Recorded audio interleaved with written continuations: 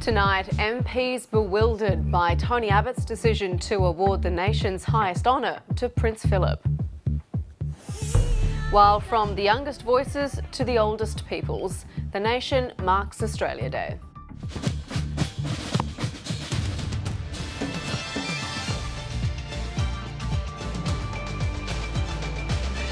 Also ahead, shockwaves in Europe as Greeks reject austerity and vote in a new government. And the Labour movement loses another giant with the death of Tom Uren.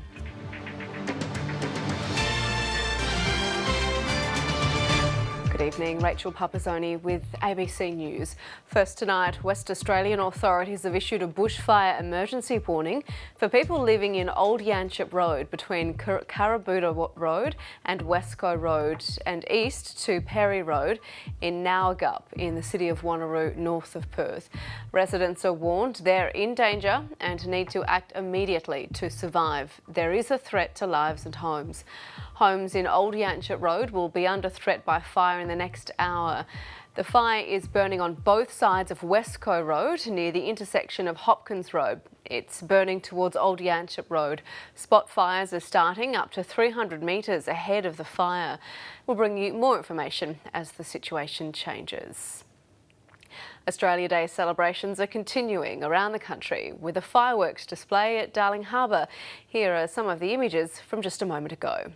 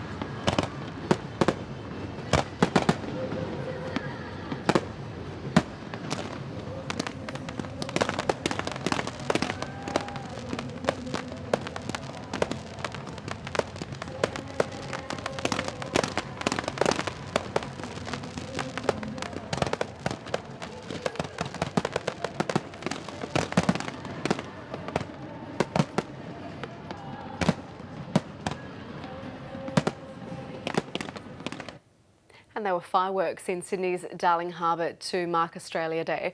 Well, the Prime Minister Tony Abbott is defending his decision to award a knighthood to Prince Philip. The announcement caused a storm on social media with claims it makes a mockery of the Australia Day honours system and proves the Prime Minister is out of touch with ordinary Australians. Some of the strongest criticism is coming from within his own party. Political editor Chris Ullman reports.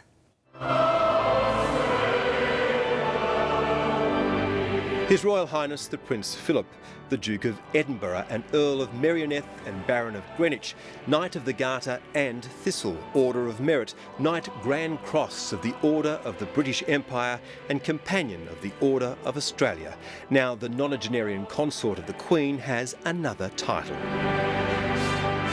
Prince Philip, who joins Prince Charles as a Knight in the Order of Australia. The unexpected move has its defenders. He has been the consort to our Australia, the Queen of Australia, for so long. He's stood beside her. He's never been paid. There's going to be no golden handshake or anything like that. For accuracy's sake, apart from living in these castles, Prince Philip gets a $680,000 a year annuity from the British taxpayer. The Prime Minister stresses this award recognises the Prince's service to Australia. Here in this country, he's the patron of hundreds of organisations. Behind the scenes, some of the Prime Minister's most senior colleagues are fuming, and he's confirmed that he didn't consult any of them. This is a captain's pick. I'm not going to dispute your characterisation. Some ministers are expressing themselves in words that mirror those uttered publicly by Adam Giles, the Conservative Chief Minister of the Northern Territory. It's Australia Day, we're not a bunch of tossers, let's get it right. Bewildered, angry, dismayed, they're just some of the sentiments on the lips of coalition MPs and ministers as they absorb this latest captain's call, and some are beginning to despair at the Prime Minister's judgment. because the Prince's appointment overshadows another knighthood of eminent Australian Angus Houston. It drowns out the powerful message against family violence in the award of Australian of the Year to Rosie Batty.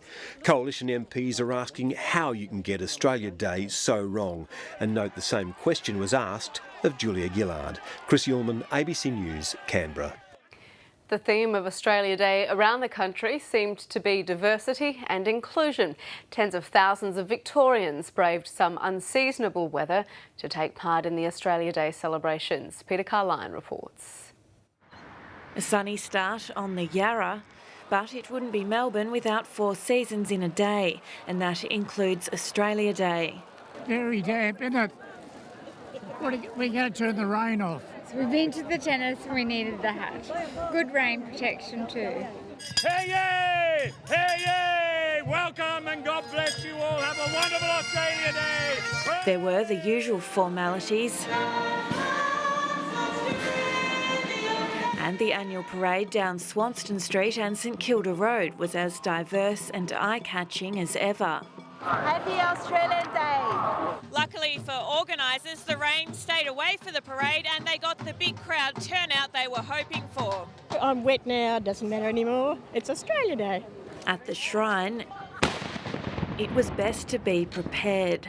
There were clearer skies in Geelong, and Torquay locals took to the water atop some giant Aussie footwear. For the Australians at Melbourne Zoo, it was business as usual. While across town at Sunshine, some of the newest members of the community received a special welcome in one of many citizenship ceremonies across the state. Love the country, love the people, love the opportunity which has been given to us. And I'm very proud to be an Australian citizen. I'm so happy. An Australia Day in Melbourne to remember. Peter Carline, ABC News, Melbourne. Flying thongs, roaring utes and screaming jets. This year's Australia Day in the Northern Territory didn't disappoint. Alexandra Fisher was there for the action. Moving on, we'll get that story to you shortly. This is also the day when many ordinary Australians, often overlooked, are honoured for the service they've given to others. 824 people, some of them better known than others, received Orders of Australia. Women make up just a third of the list, but at least one recipient is committed to helping more women chase their dreams. Zoe Ford has the story. Layne Beachley has won 7 world surfing titles. But it's for her work helping other women succeed that she's been recognised. Over the last 12 years or 13 years, we've provided almost $700,000 worth of grants to young girls and women to achieve their dreams, and it's something that's very close to my heart. A love for what they do is something common to all being honoured today, including the world's top kidney transplant specialist, Professor Jeremy Chapman. The chances of success after a transplant now in Australia are very good, 95–96% chance of it working at the end of a year. Australians have also led the way with cochlear implants for the hearing impaired, technology that Professor Jim Patrick helped develop. I can't imagine a better job to have than working in this area and changing the lives of all these people. Professor Janice Reid, the former Vice-Chancellor of the University of Western Sydney, is one of just 5 people appointed to the highest honour, companion to the Order of Australia. We thought of ourselves as a university without walls, and we wanted to provide many, many avenues for students who aspired to go to university. Other recipients include film reviewer David Stratton, actor Roy Billing, author and founder of 60 Minutes Australia Gerald Stone, veteran journalist George Negus, and Indigenous broadcaster and domestic violence campaigner Charlie King. If this award, putting 3 letters at the end of my name allows me to talk to some people who I would not normally get the opportunity to talk to, well, you can bet that's exactly what I will be doing. Dr Kathy Kesselman from Adults Surviving Child Abuse hopes to have some important conversations too. It's an issue that, we all want to get on the agenda, so recognition for myself means broader recognition for the cause. Hundreds of other lesser-known Australians have been honoured, such as Abla Ahmad, whose Lebanese restaurant has been a Melbourne institution for 35 years, while charity work in Uganda, founding the School for Life Foundation, has earned Annabelle Chauncey and David Everett OAMs at just 28 years old. We've fundraised a lot of money from a lot of generous Australians, so it's just amazing to be recognised for the work that we've done overseas and obviously for helping all the kids over there. Kids who now have a bright future because of two bright young Australians. Zoe Ford, ABC News. Let's go back to the Northern Territory now to see how people celebrated Australia Day there. Here's Alex Fisher. When the engines are hot and the beer is cold, expect to find every man and his dog celebrating freedom and beer and cricket. A couple of kegs sitting there ready to go on ice. Buff skull on the front. That's just how we roll in the NT, you know. Cheers. As you can see, there's a sea of patriotism here today. But if there's one thing these people love more than Australia, it's their cars.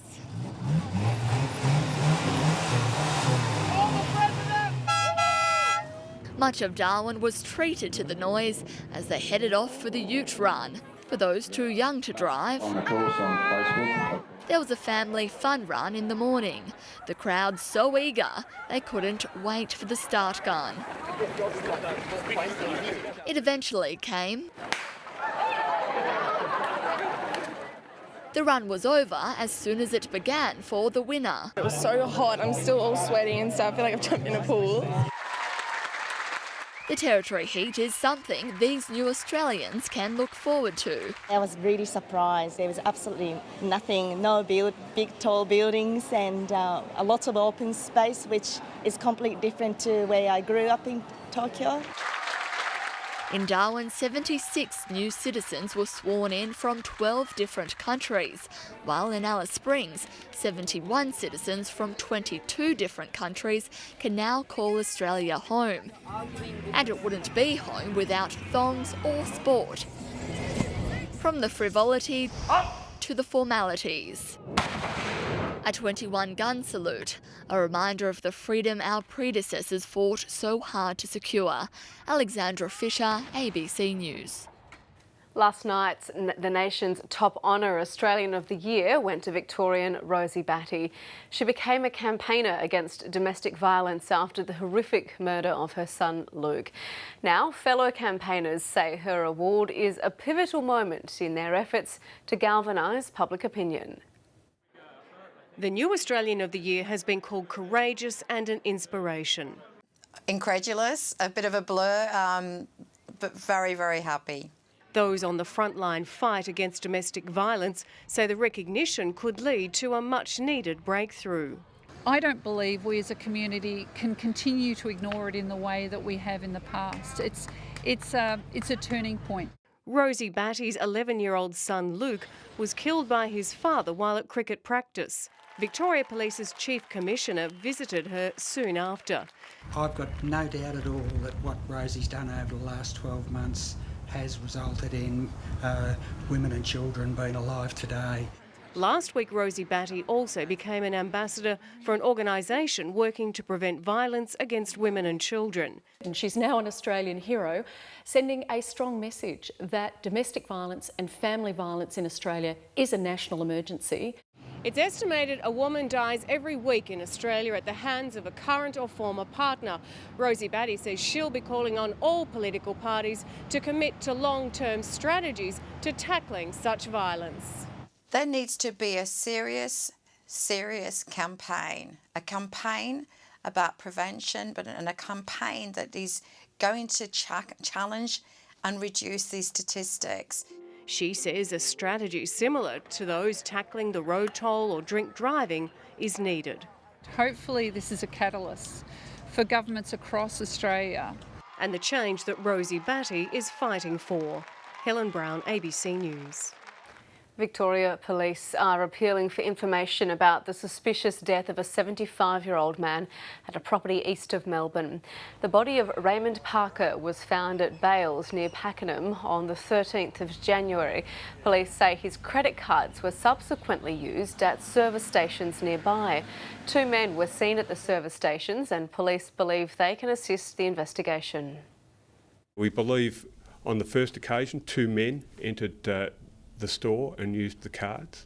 On the second occasion, we have images of a white van that pulls up. We believe one person stays in that van and a second male from the van goes inside and uses credit cards to purchase a packet of cigarettes. Police say cannabis plants were found at the property and they may be linked to Mr Parker's murder. People in the Queensland town of Toowoomba have rallied in support of its Islamic community after the attempted firebombing of a mosque. Police say somebody tried to start a gas fire at the building sometime between Friday afternoon and Saturday morning.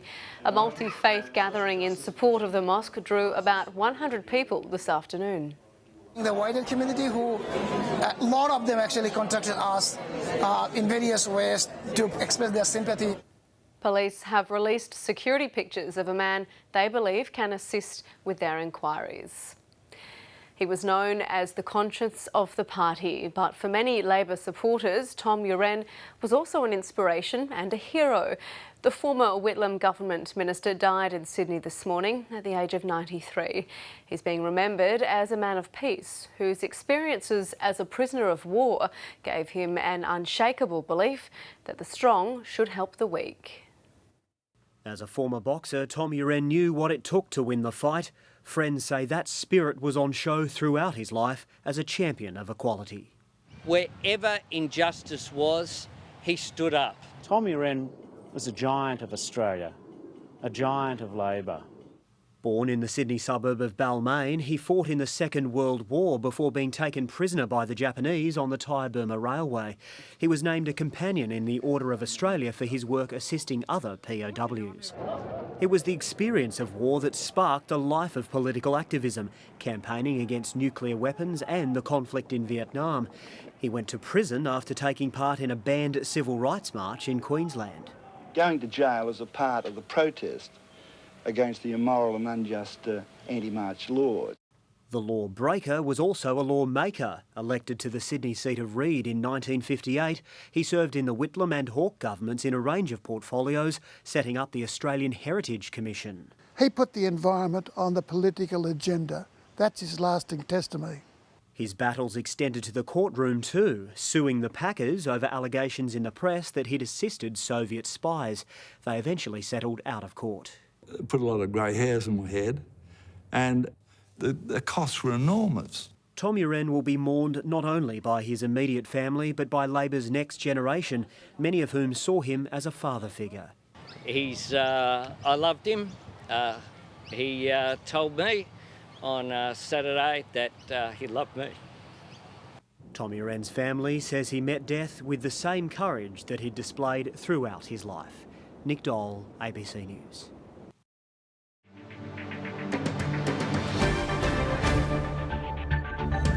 An anti-austerity party has swept to power in Greece, putting the country on a collision course with its European partners.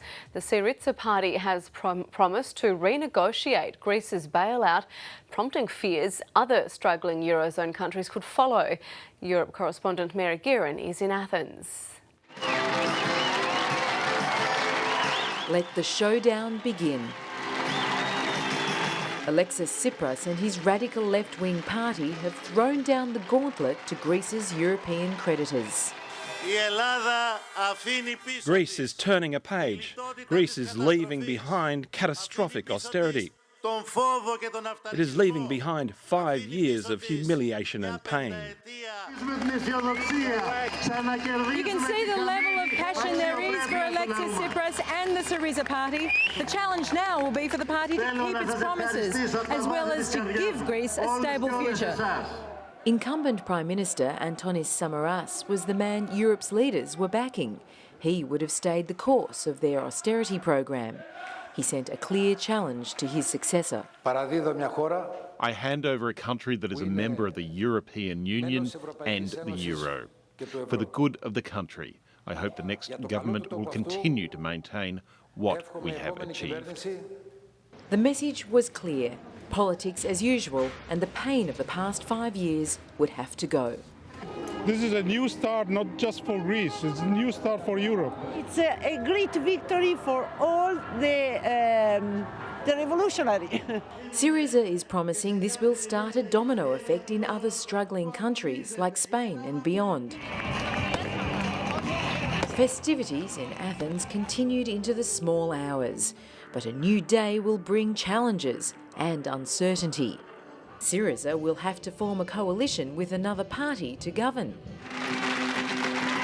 One thing is certain, Brussels just found a brash new player at the negotiating table.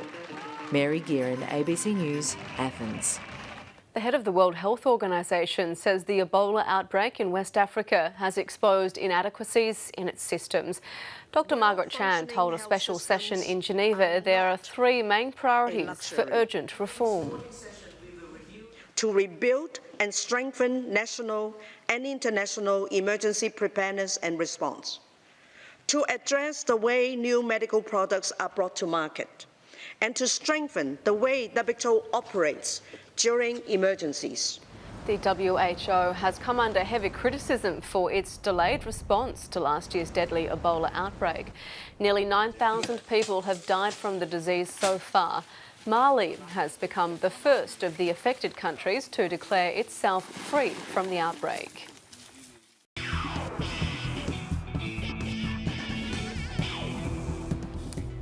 It's semi-final time in the Asian Cup, with South Korea playing Iraq in Sydney tonight for a place in the final. And with about half an hour left to play, it's the Koreans in front 2-0 after scoring a goal either side of half-time. Meantime, the Socceroos have had their last training session ahead of tomorrow night's crucial semi-final against the United Arab Emirates.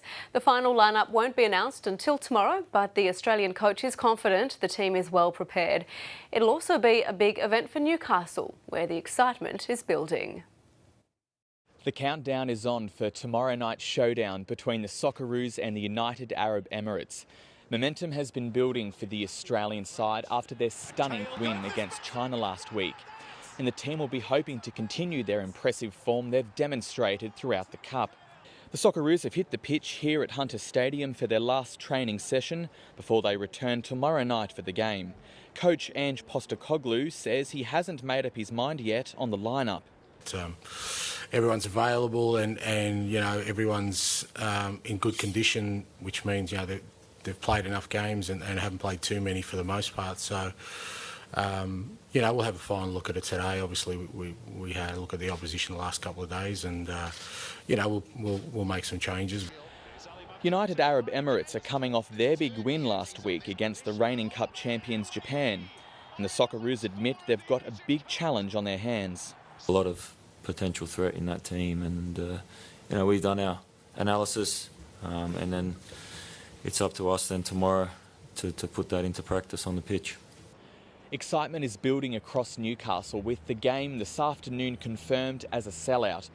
22,000 fans are expected to pack the stands here at Hunter Stadium. But due to AFC rules specifying all tickets need to be seated, it won't be a full capacity crowd. Nevertheless, this is going to be one momentous occasion for the city.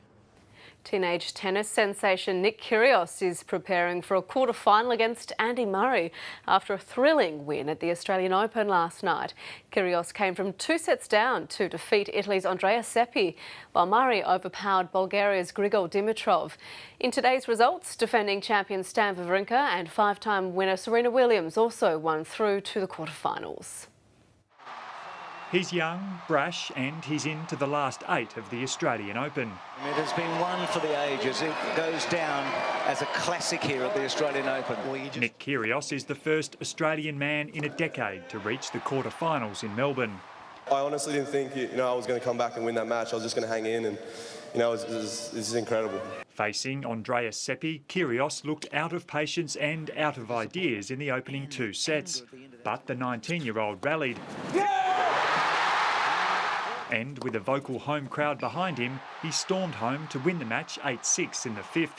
His reward is a Tuesday night matchup against Scotsman Andy Murray, who saw off the challenge from Grigor Dimitrov last night. I think he's one of the greatest athletes on the tour. He's going to make me play a lot of balls. Murray has never lost to an Australian at a Grand Slam, but says he's wary of the Kyrgios challenge.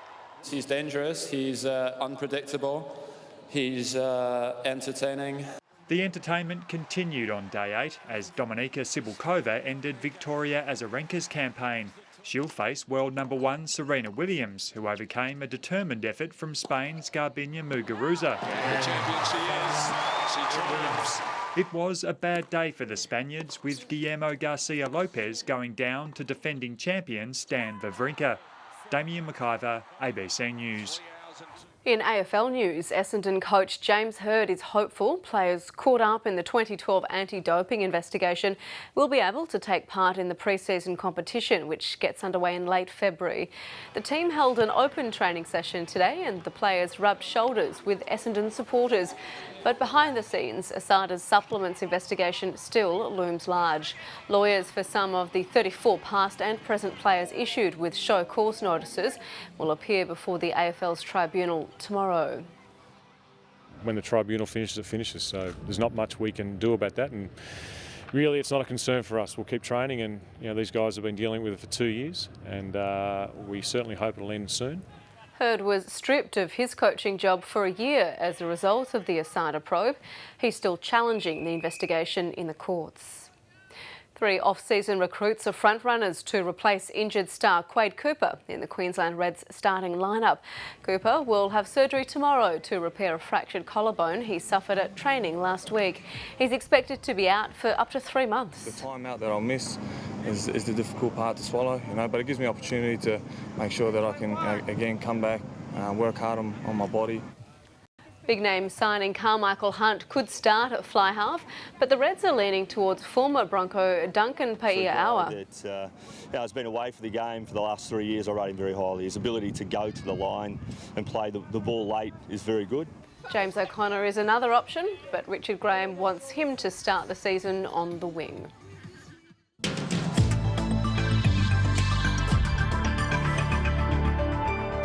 The trough's triggering cloud across Western Australia, across the northern states and then down into Queensland and New South Wales.